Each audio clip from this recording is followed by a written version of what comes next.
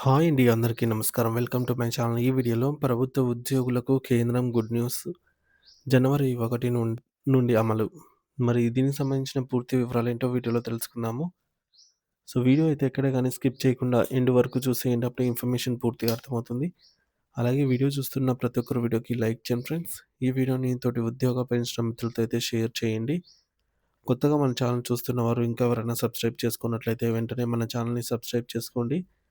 So, దీని ద్వారా నేను చేసే లేటెస్ట్ వీడియోస్ అన్నీ మీ వరకు రీచ్ అవుతాయి. ఇక ఆలస్యం చేయకుండా వివరాల్లోకైతే వెళ్ళిపోదాము.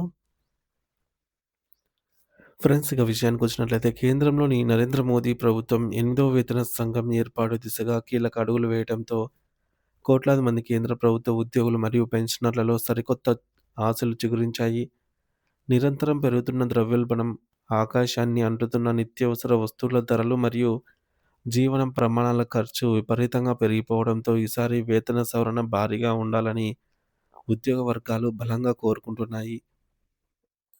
దేశవ్యాప్తంగా సుమారు 48 లక్షల మంది కేంద్ర ఉద్యోగులు మరియు 67 లక్షల మంది పెన్షనర్లు 8వ వేతన సంఘం సిఫార్సుల కోసం వెయ్యి కళ్ళతో ఎదురుచూస్తున్నారు. ఇప్పటికే ఈ కమిషన్ తన ప్రాథమిక విధులను ప్రారంభించడంతో జీతాల పెంపు ఏ స్థాయిలో ఉండబోతోందో అనే దానిపైన అప్పుడే లెక్కలు మొదలయ్యాయి.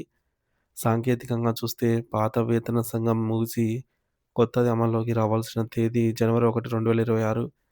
ప్రతి 10 ఏళ్లకు ఒకసారి వేతన సవరణ జరగాలనే నిబంధన ప్రకారం ఈ తేదీ నుండి కొత్త జీతాలు అమల్లోకి రావాలి. అయితే ఈ ప్రక్రియ పూర్తి కావడానికి ప్రభుత్వం నిర్ణయించిన గడువును పరిశీలిస్తే కొంత ఆలస్యం తప్పేలా లేదు.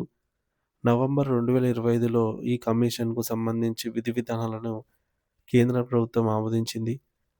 ఈ కమిషన్ తన సమగ్ర నివేదికను సమర్పించడానికి ప్రభుత్వం 18 నెలల సుదీర్ఘ సమయాన్ని ఇచ్చింది.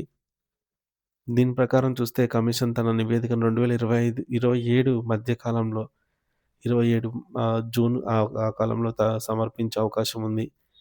నివేదిక అందిన తర్వాత కూడా ప్రభుత్వం దానిని క్షుణ్ణంగా సమీక్షించి కేబినెట్ ఆమోదం తెలిపి నోటిఫికేషన్ విడుదల చేయడానికి మరో 3-6 నెలల వరకు సమయం పడుతుంది. అంటే కొత్త వేతనాలు ఉద్యోగుల చేతికి అందడానికి కనీసం 2 సంవత్సరాల సమయం పట్టవచ్చు అని అంచనా వేస్తున్నారు. ఇక్కడ ఉద్యోగుల్లో నెలకొన్న ప్రధాన సందేహం ఏమిటంటే నివేదిక ఆలస్యమైతే ఆ మధ్య కాలానికి సంబంధించిన బకాయిలు చెల్లిస్తారా లేదా అనేది. గత అనుభవాలను పరిశీలిస్తే వేతన సంఘాల అమలు ఆలస్యమైనప్పటికీ పాత కమిషన్ గడువు ముగిసిన మరుసటి రోజు నుండే బకాయిలను లెక్కించి చెల్లించాలు. ఉదాహరణకు 7వ వేతన సంఘం 2016 జూన్‌లో ఆమోదం పొందినప్పటికీ దాని ప్రయోజనాలను జనవరి 1, 2016 నుంచి వర్తింపజేశారు.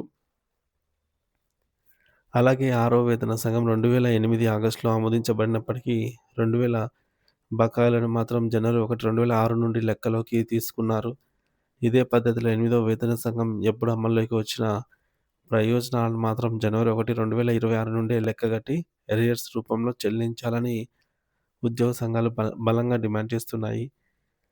పార్లమెంటు శీతాకాల సమావేశాల్లో కూడా ఈ అంశంపై చర్చ జరిగింది. ఆర్థిక శాఖ సహాయక మంత్రి పంకజ్ చౌదరి గారు దీనిపై స్పందిస్తూ 8వ వేతన సంఘం అమలు తేదీని ప్రభుత్వం తగిన సమయంలో నిర్ణయిస్తుందని, కమిషన్ సిఫార్సులు అందించిన తర్వాత బడ్జెట్ కేటాయింపులపై స్పష్టత ఇస్తామని పేర్కొన్నారు. అయితే బకాయిల చెల్లింపుపై ఆయన స్పష్టమైన హామీ ఇవ్వకపోవడం కొంత అస్పష్టతగానే కొనసాగుతోందని చెప్పాలి. ఒకవేళ ప్రభుత్వం ఫిట్‌మెంట్ ఫ్యాక్టర్‌ను ప్రస్తుతం ఉన్న 2.57 నుంచి మరింతగా పెంచితే ఉద్యోగుల కనీస వేతనం మరియు పెన్షన్లలో ఊహించని మార్పులు ఉంటాయి. ఇది కేవలం జీతాల పెంపు మాత్రమే కాదు, ఇంటి అద్దె భత్యం, హెచ్ఆర్ఏ మరియు ఇతర అలవెన్స్‌లను కూడా పెంపునకు కూడా మార్గం సుగమం చేస్తుంది.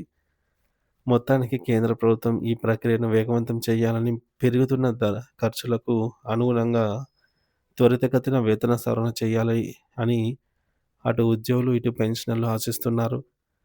ఒకవేళ నివేదిక సమర్పణ ఆలస్యమైతే మధ్యంతర ఉపశమనం, ఇంటీరియం రిలీఫ్, మధ్యంతర భృతి వంటి చర్యలను కూడా ప్రభుత్వం తీసుకోవాలని ఉద్యోగ సంఘాలు కోరుతున్నాయి.